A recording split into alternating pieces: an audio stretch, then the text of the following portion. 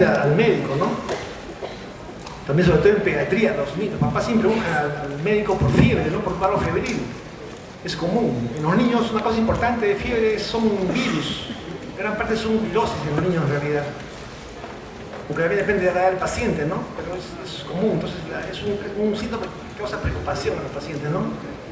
Que también hay que conocer.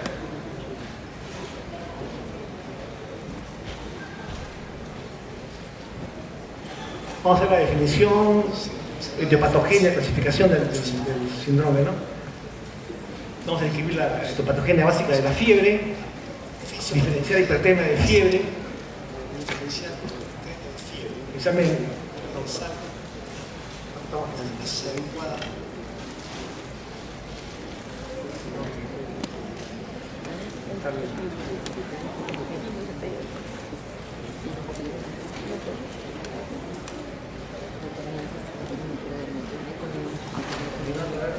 Continuamos entonces, vamos a describir la etiopatogenia, diferenciar hipertermia de fiebre, una adecuada anamnesis del paciente febril, ¿cuál es ella?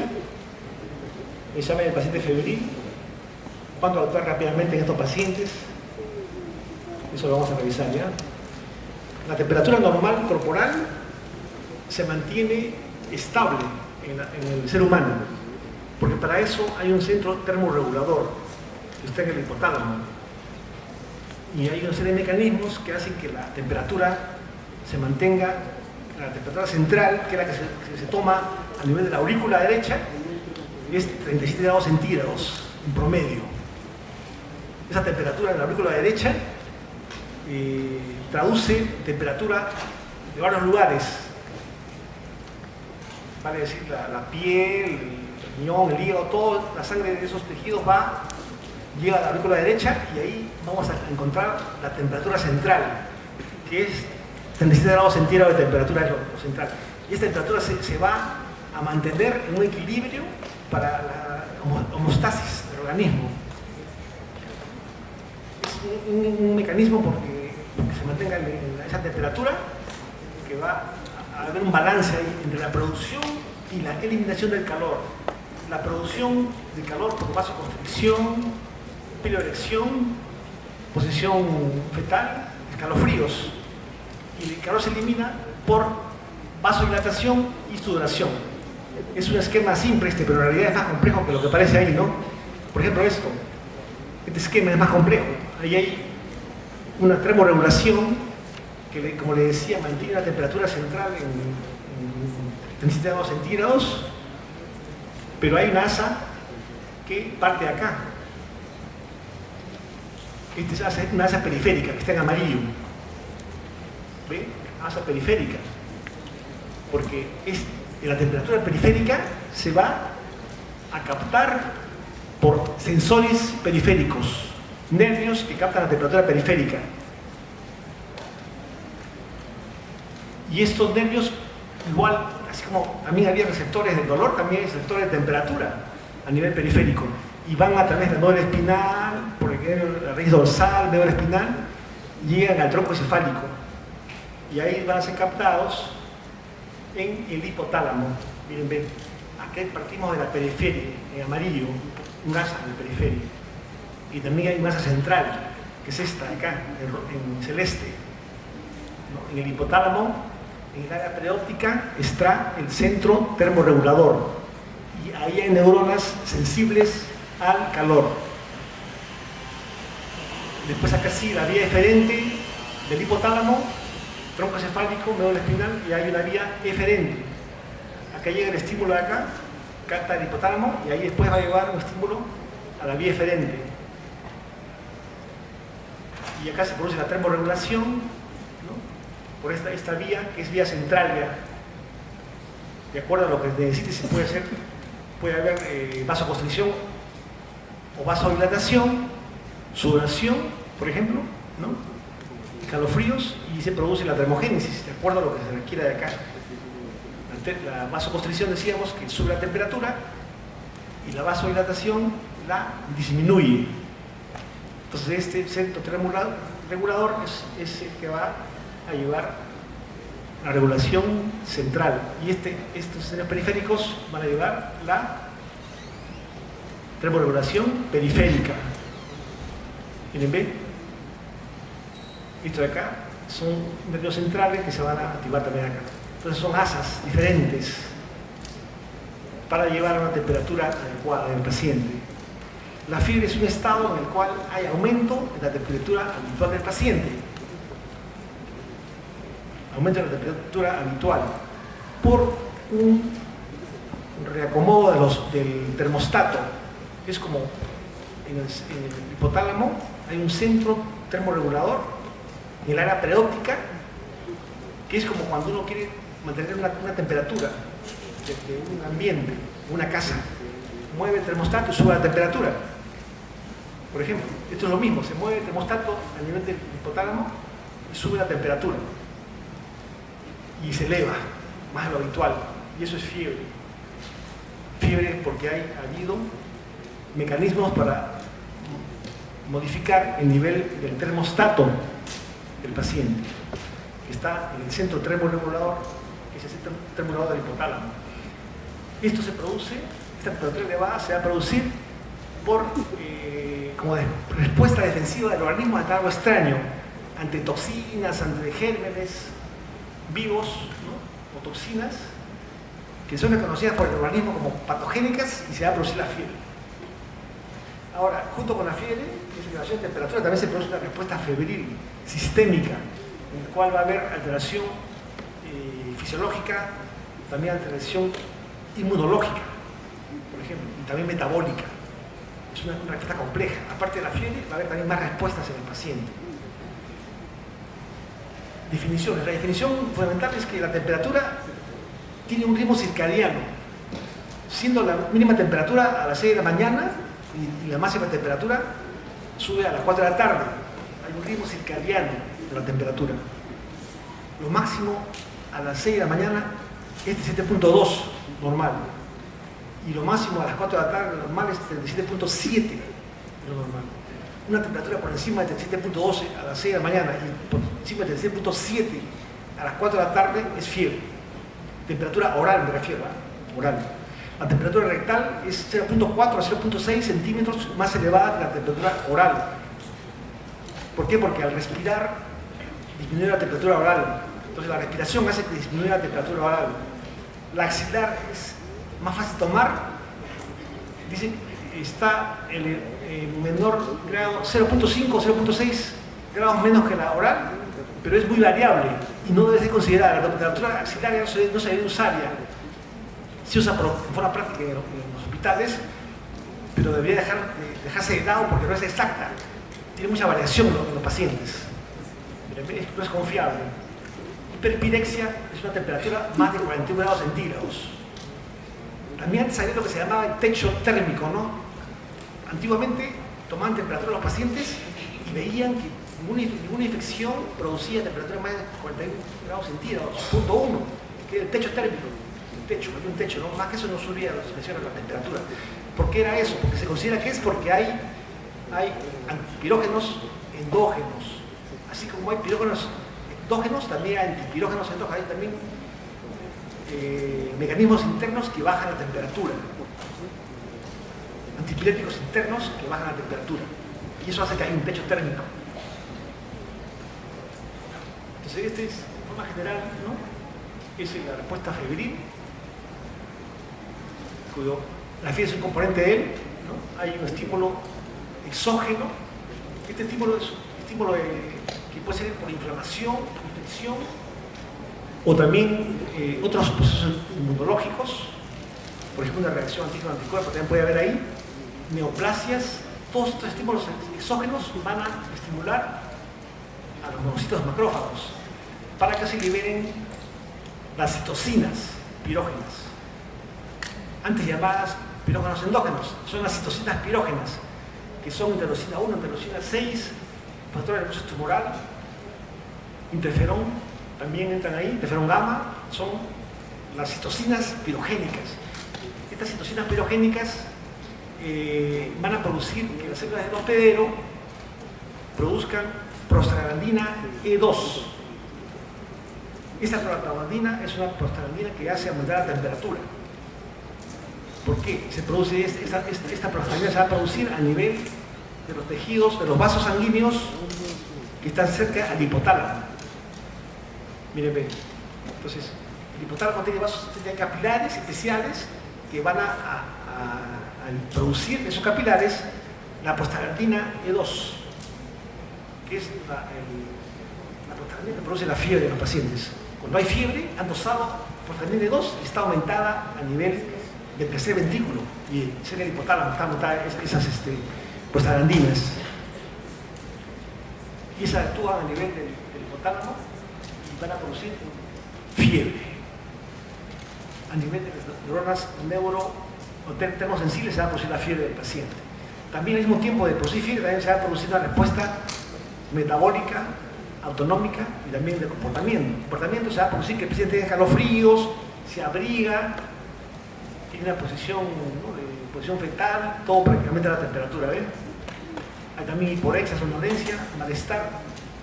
Ese malestar y esas mialgias es porque se van a producir, también se producen prostaglandinas ¿no?, a nivel periférico. Y eso es causa de las mialgias, cefalea, es por prostaglandinas a nivel periférico. Y la proteína a nivel central va a dar la fiebre. También se produce el trastorno autonómico, hay taquicardia. Por cada aumento de 1 grado de temperatura por encima de 37 grados centígrados, aumenta 10 latidos por minuto el pulso. Hay taquicardia del paciente. Y esto hay que tomarlo en cuenta porque a veces hay enfermedades que pueden dar fiebre con pulso bajo. Por ejemplo, la tifoidea.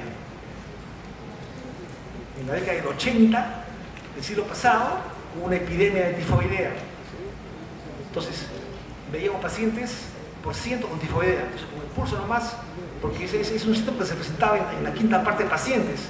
Pulso bajo y fiebre, un paciente que tenía dolor abdominal en fosilaca, cuadro inferior derecho, diarrea a veces por ahí, ¿no? Y había fiebre que aumentaba poco a poco en una semana, comenzaba con 37.5 y fiebre en subida de escalera, había pulso bajo. Eso es la época epidémica de 1980 de salmonelosis. Encontrábamos que era solo por la clínica médica, por el pulso, sabíamos que el paciente tenía tifoidea ya, porque era una enfermedad común, una epidemia. Después la epidemia desapareció ya, ¿no? Pero la tifoidea es una enfermedad común que da bradicardia con fiebre, ¿no? Pulso bajo y fiebre del paciente. Entonces es una cosa útil en esos casos, ¿no? Hay más casos, también la fiebre por medicamentos, por ejemplo antibióticos o por anticonvulsivantes como la fanitoína, da también fiebre por fármacos. Por fármacos también va con pulso bajo. También la fiebre facticia, gente que el termómetro lo calienta en el foco, ¿no? Engaña, entonces eso también da pulso bajo porque no tiene fiebre el paciente, es una fiebre facticia, por ejemplo. También da pulso bajo, por ejemplo, son ejemplos de fiebre con pulso bajo. Por ejemplo, ese conocer por eso que la ven te da taquicardia, ¿ven? También da problemas metabólicos, aumento de corticoides y aumento de la secreción de hormona tiroides, todo eso puede producir la fiebre, entre otros, ¿no? Esto lo hemos revisado ya que la temperatura periférica, los nervios periféricos, así como también captan el dolor, también captan la temperatura periférica y llegan al hipotálamo y ahí hay anterior y van a hacer que se regule la temperatura, ¿no? Por esa vía. Es un cuadro que a mí me parece más complejo, pero en realidad este cuadro es más amplio que el otro, como le dije, ¿no? ¿Por qué? Porque la inflamación, la infección, acá miren, ven, inflamación, puede ser por ejemplo un traumatismo, una quemadura severa, grave, puede también dar fiebre, o también un traumatismo, un paciente puede traumatizado, ¿no? También puede tener fiebre porque hay cosas de tejidos, por ejemplo, entonces esto puede también dar causa de fiebre. Esta infección produce lo que se llamaba los pirógenos exógenos, que son los lipopolisacáridos. Los gram negativos en su pared celular tienen lipopolisacáridos y eso puede producir, son pirógenos exógenos. También las toxinas, la enterotoxina del estafilococo, también la toxina del estreptococo A o B pueden producir también fiebre, porque esas toxinas en los gérmenes van a estimular a las células mononucleares a producir las citocinas pirogénicas. ¿Cuáles son? Interleuquina 1, interleuquina 6, factor de necrosis tumoral, interferón alfa, todas esas sustancias las va a producir los monocitos, los macrófagos. Y esas sustancias van a estimular a nivel de los capilares para la producción de prostaglandina E2. Mírenme, acá se ha producido prostaglandina E2. Entonces esto se va a producir acá. Y esa prostaglandina E2, fundamentalmente se ha visto que se produce en la parte periférica y también central. A nivel del hipotálamo hay una zona que se llama órgano vascular del OVLT, órgano vascular de la lámina terminal. Eso es un órgano que está junto al hipotálamo, que tiene vasos especiales, que son sus capilares van a producir prostaglandina E2 por estímulo de las interleuquinas. Porque hay receptores, mire, hay receptores de interleuquinas a nivel de los capilares, se estimula ese nivel y se produce interleuquinas a nivel de ese lugar y eso va a producir prostaglandinas E2. Y esto estimula neuronas termoefectoras y se produce la fiebre. Este también de receptores, ¿no? También puede haber acá un ingreso de frente, también puede haber infecciones que al producir lipopolisacáridos, toxinas, también estimulan de forma directa receptores a nivel del endotelio del hipotálamo. Se va a producir también estímulo directo, ya no por esta vía de acá, sino de forma directa. Las toxinas pueden estimular receptores a nivel de capilares cercanos al hipotálamo y producir fiebre por esa vía. También se puede producir interleuquinas por lesión cerebral misma. Las neuronas, la glía puede producir por hemorragia, por infección, ese tipo de sustancias y producir por esa vía también fiebre del paciente. Entonces, una cosa un poco más amplia esta, ¿no? Entonces, es lo mismo que hemos explicado anteriormente antes en la repetición. Hay que diferenciar hipertermia de fiebre, no es lo mismo, hipertermia de fiebre. Hay que diferenciar. La fiebre es una elevación controlada de la temperatura por el hipotálamo, con modificación del punto de balance térmico a nivel hipotalámico. El punto de balance térmico es el termostato, eso se ha movido y hay fiebre. En el caso de la hipertermia no sucede eso. Hay producción de calor en exceso o disminución de la eliminación de calor. El paciente no puede eliminar el calor o hay demasiada producción, porque hay ejercicio. El paciente hace ejercicio, por ejemplo, hace ejercicio en campo abierto, muy intenso, hay calor, temperatura elevada, más de 35 grados de temperatura, el paciente hace ejercicio fuera, entonces eso hace que el paciente haga un golpe de calor por demasiado ejercicio. Se produce mucho calor interno, el paciente no lo puede eliminar porque hay una desbalance y se produce un golpe de calor y ahí puede dar hipertermia. No es lo mismo, este es por esfuerzo excesivo, con temperatura elevada, y esta es una elevación de temperatura por fiebre secundaria a elevación a nivel del hipotálamo, ¿no? Entonces en este caso es el golpe de calor. Hay más causas, también hay síndrome neurolético maligno, que es un trastorno en el cual se produce metabolismo excesivo después de recibir neurolépticos. Es una enfermedad congénita eso, ¿no? Por ejemplo, aloperidol, por ejemplo, entre otros, puede producir ese tipo de trastorno que es una hipertermia febril. También puede haber hipertermia maligna, una reacción adversa a los anestésicos. Unos pacientes tienen esa sensibilidad y pueden hacer ese tipo de reacción a anestésicos. Por ejemplo, una necesidad de producción de calor en estos pacientes. Este síndrome de hipertermia es un cuadro grave, puede ser mortal. Hay que diferenciarlo del cuadro de fiebre. El paciente que tiene hipertermia puede estar la piel seca, el que tiene y caliente, el que tiene fiebre puede estar fría la piel, sudorosa. Eso lo vamos a ver acá, ¿no? No hay sudoración en la hipertermia, sudoración en la fiebre. La temperatura de 41 grados centígrados en la fiebre, más de 41 en la hipertermia. No baja temperatura con antipiréticos, a no ser producido por por pirógenos o por citocinas pirógenas, no hace efecto el antipirético en la hipotermia. Y también hay falla en la pérdida de calor, ¿no? Es un aumento incontrolado de temperatura. Eso puede ser fatal porque aumentar la temperatura puede dañar los órganos internos, puede dañar también las vísceras, puede dañar los intestinos. Y si hay intestinos puede haber translocación y puede haber bacteriemia. Se agrega secundaria a una necrosis intestinal por la hipertermia, por ejemplo. El aumento de temperatura puede ser beneficioso en algunos casos, pero en este caso no es el caso de la hipertermia, que si sigue así es fatal. Eso hay que diferenciar porque el manejo es diferente. El manejo de la hipertermia es al paciente le dan tratamiento para bajar el calor, ¿no? Es un manejo diferente. ¿Qué se hace con la anamnesis en estos casos de la fiebre? Debemos ver si es aguda o crónica. En este caso, la agudeza se mide hasta 2 semanas es aguda y más o menos es crónica. Ahora, si dura 3 semanas o más, 3 semanas o más de temperatura que va más de 3.3 grados centígrados de temperatura. Estudiados 1 semana en el hospital con radiografía de tórax, basal, hemograma, cultivos iniciales negativos. Eso se llama fibroides oscuro, o sea, fibroides no determinado o fibroides oscuro. Un paciente que tiene fiebre, que ha sido estudiada en el hospital por 1 semana en forma ambulatoria y que no se encuentra causa. Ese es un síndrome. Ese es un síndrome, ¿ven?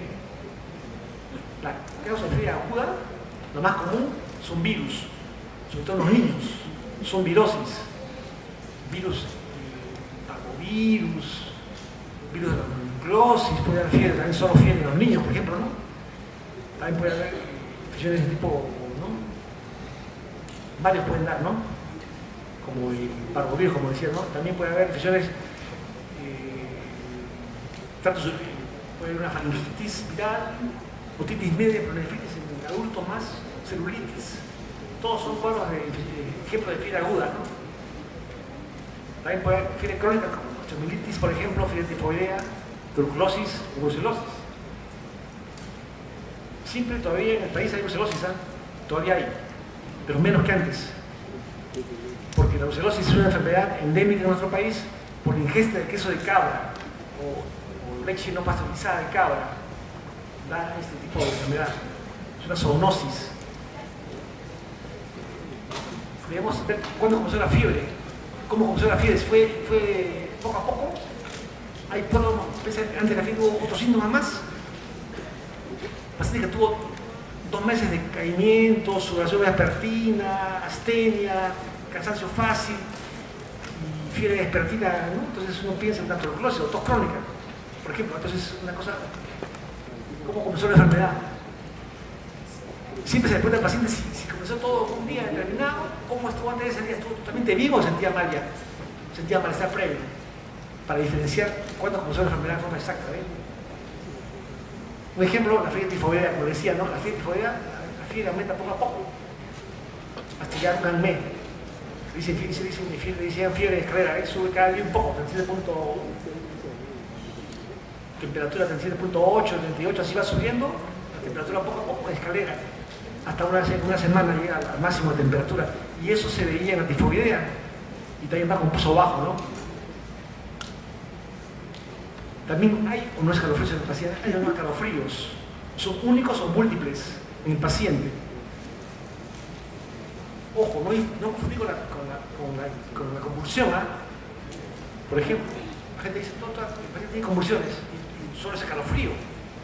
El escalofrío son movimientos involuntarios del cuerpo del paciente y también hace que se mueva se mueve la cama, suenan los dientes. Ese es escalofrío. No es solo que frío, la gente, todos tienen frío, porque se ríen los pacientes porque tienen frío por la fiebre. Eso no es escalofrío, ¿eh? Escalofrío es un movimiento involuntario de los músculos. Eso es escalofrío. Ponerlo claramente, eso porque, por ejemplo, en una neumonía, escalofrío único, una neumonía, sugiere una neumonía neumocócica. Escalofríos múltiples en una neumonía sugiere una neumonía por genes gran negativos, por ejemplo. Es una sugerencia. Entonces sí sirve a ver si hay unos escalofríos. Y no confundir con convulsión, ¿eh? No es lo mismo. La gente dice, todo es convulsionado. Mi paciente ha tenido, está todo despierto, pero se mueven sus miembros, tiembla porque es un escalofrío. En la convulsión el paciente pierde conocimiento, se cae, ¿no? Puede tener mordedor de lengua, reacción de esfínteres, queda como atontado, queda consciente un momento, esa es convulsión. En el escalofrío el paciente tiembla los miembros porque es una sensación de temblor. Eso es escalofrío del paciente, suenan los dientes del paciente, eso es escalofrío, no confundir una cosa con la otra, ¿no? Como le decía, ¿ve? Sí, hay que poner una historia de eso, ¿eh? Esto hay que saber del paciente, ¿ve? Hay tipos de fiebre. La fiebre, estos tipos de fiebre pueden sugerir una enfermedad, pero no ser absoluto, no van a cambiar, porque a veces hay superposiciones. Puede servir para fiebre crónica, no para fiebre aguda. Para fiebre crónica y ambulatoria, los que están internados, estas curvas no sirven mucho, dicen, no sirven mucho para los internados.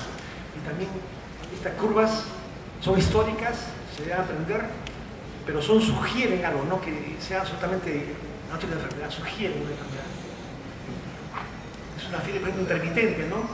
Es intermitente porque la fiebre llega en algún momento del día a lo normal. Es intermitente, ¿eh? Esto puede surgir por un absceso pulmonar, por ejemplo, puede surgir esto, ¿no? Y la fiebre remitente, la fiebre disminuye en el día, pero no llega a lo normal. Puede bajar medio grado, así baja la temperatura, pero no llega a lo normal. Eso es la fiebre remitente. La fiebre recurrente quiere decir que regresa, recurre. Y hay espacio en los episodios febriles, como acá. Fiebre el primer día, el segundo día no hay fiebre, el tercer día hay fiebre. Eso le dicen terciana. Hay también fiebre cuartana y también quintana. O sea, el primer día fiebre, el segundo día sin fiebre, el tercer día es fiebre terciana. Eso sugiere, por ejemplo, una malaria, un paludismo de tipo, ¿no? Vivax puede producir fiebre terciana, por ejemplo, ¿eh? La fiebre ondulante son episodios febriles que duran varios días, seguidos por episodios sin fiebre también de varios días. Mire, ¿ven? Un episodio de fiebre ondulante, acá son unos días sin fiebre, después otro episodio más, así, se repite. Eso es fiebre ondulante. En nuestro medio, clásicamente, la fiebre ondulante es causada por la brucelosis, o fiebre de Malta, que es causada por la Brucella melitensis, que produce fiebre ondulante. Es una enfermedad gran imitadora por ingesta de queso de cabra o leche sin pasteurizar. Entonces eso da esta enfermedad. También se puede presentar en el linfoma de Hodgkin o no Hodgkin. Esos linfomas también pueden producir, el linfoma de Hodgkin, un 12% dice que tiene este tipo de fiebre. Y tiene un nombre propio, la fiebre de Pell-Epstein. La fiebre de Pell-Epstein tiene, ¿no? Puede producir fiebre ondulante en estos pacientes. Debemos también consultar en los pacientes qué terapia recibió, terapia recibida antes. Es muy importante que ustedes consideren eso. El paciente tiene fiebre un mes, ¿qué le han dado al paciente? Tomó durante 5 días ciprofloxacina en otro hospital, sin mejoría, por ejemplo, sin mejoría. Eso quiere decir que el paciente está tomando esa medicina, se pone por ahí, por ejemplo. También si tomó no antibióticos, ¿qué antibióticos tomó el paciente? Todo eso hay que saberlo. Si le han tomado cultivos.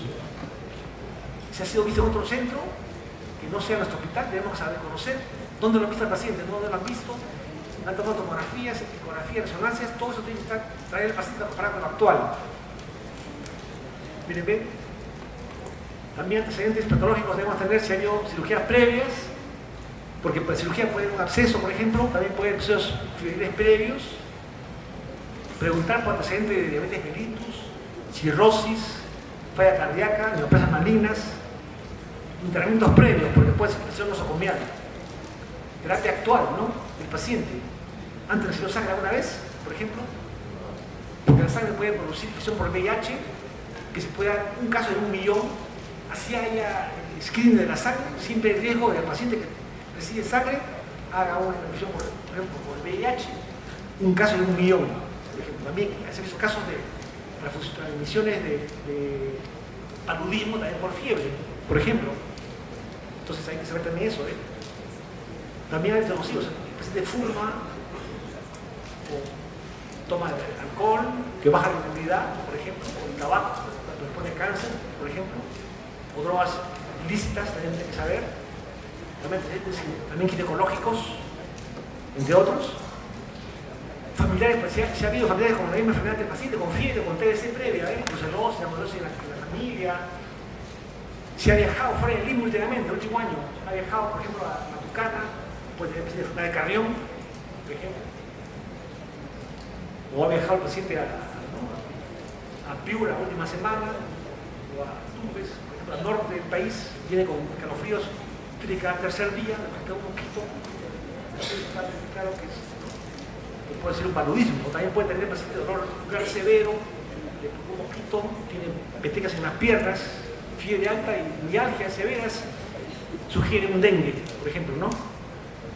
Entonces todo eso hay que saberlo, Entonces, ¿dónde son los pacientes? Es importante conocerlo, Si comen queso de cabra para ver si es brucelosis, viaja el paciente el último año que tuvo el paciente, contacto con pacientes, si hay un paciente que está con fiebre, tifoidea lo cuida, capaz se ha contaminado con el paciente y puede tener también el paciente una tifoidea, ¿no? O también si uno paciente con tuberculosis, si infecta el paciente también puede tener tuberculosis, por ejemplo, También contacto con animales, por ejemplo, un gato puede producir la enfermedad por el ganso de gato, por ejemplo, ¿no? Entre otros. El examen clínico del paciente febril debe ser exhaustivo, la piel hay que ver si hay rash, si hay erupciones cutáneas en el paciente, porque eso puede ser un parámetro. Hay una enfermedad que da fiebre y erupción cutánea, rosado salmón, que sale en las tardes, que a veces no lo ve el médico porque no está en ese momento, pero se dice al paciente, usted fíjese en la tarde, si hace fiebre, tómese fotos. Fíjese una reacción en el dorso, en la pierna, se mucho en la tarde, y nadie quiere que lo vea. Ustedes en ese momento pueden tomarse una foto del rash que uno ve, el rash clásico rosado salmón, que da en la tarde del paciente cuando la fiebre sube. Un paciente que tiene poliartritis y fiebre, es una enfermedad estilo del adulto. Es una enfermedad conocida también, que es no tan común, pero se puede ver, en el caso también. Hay que ver qué tiene el paciente, quitarle toda la ropa y ver si hay un rash de tipo particular, eritematoso generalizado. También para ver si hay una celulitis. El paciente se sacó las medias y tenía debajo de la media una parte enrojecida por una celulitis y esa es la causa de la fiebre del paciente. Tenemos que ver todo el documento, también hay que ver los apósitos. La gente que tiene tratado, le han puesto un tubo de drenaje pleural, tiene ahí un apósito, lo sacas ahí, pus ahí. En el caso de la fiebre, hace un acceso a nivel de la herida del tubo de drenaje pleural. Saquen todos los apósitos, no dejen nada cubierto en el paciente, para ver si ahí está el foco de la fiebre del paciente, vean los pies del paciente, las extremidades para ver si hay edema, que puede ser tomofitis profunda, que han sido punzadas para ver si hay absceso, entre otros, ¿no? Entonces eso es lo que quiero también ver a la curva febril con la temperatura, ¿no? Porque si hay una relación que está acá, con la temperatura hay elevación, si hay no elevación puede indicar como idea.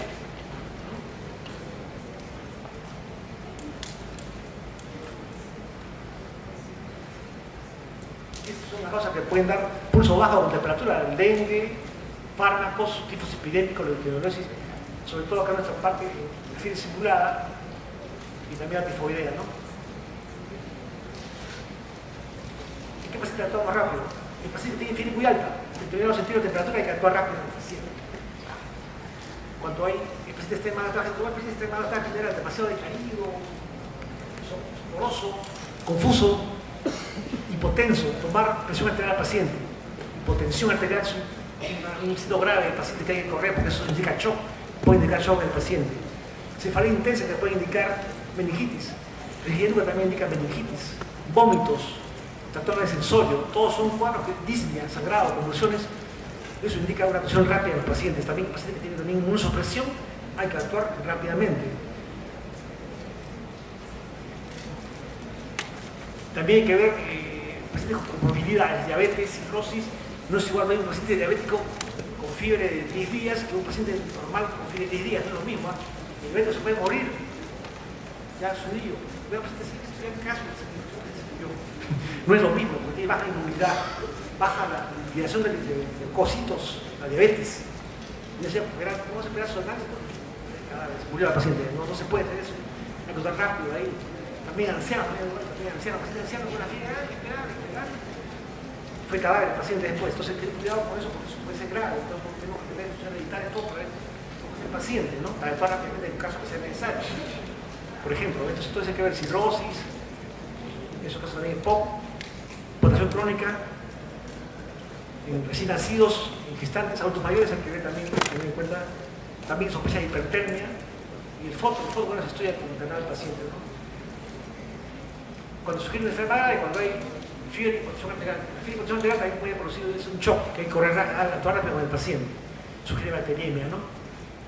Fiebre de rollo profundo derecho, ictericia, sugiere colangitis, o también ictericia por sepsis. Confusión mental, sugiere en el paciente un cuadro grave de colangitis, por ejemplo, ¿eh? Hay que ver si el paciente está confuso. El paciente confuso con fiebre no debe pensar en la posibilidad de una meningitis, por ejemplo, en el paciente. Cuando hay fiebre y hay petequias conjuntivales, uno puede pensar que se trata esto de una sepsis, por ejemplo, por meningococo, un cuadro grave. O también se puede ver esto a un cuadro de endocarditis, que manda embolosépticos, se producen lesiones embolosépticos en la conductiva del paciente, y es un cuadro grave de endocarditis bacteriana, o también una enfermedad, una sepsis también por meningococo, ¿eh? También acá también tenemos un niño que tiene lesiones geográficas tipo equimosis geográficas en el tronco, en las manos, en los brazos. Este niño está postrado, confuso, el niño con soporoso, en coma, una meningitis meningocócica en el paciente.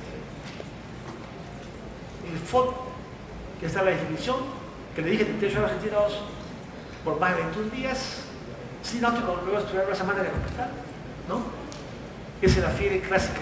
Neutropénicos, 38 grados centígrados de temperatura en varias ocasiones, con neutrófilos menos de 500, luego de 3 días de estudios. Ese es los neutropénicos.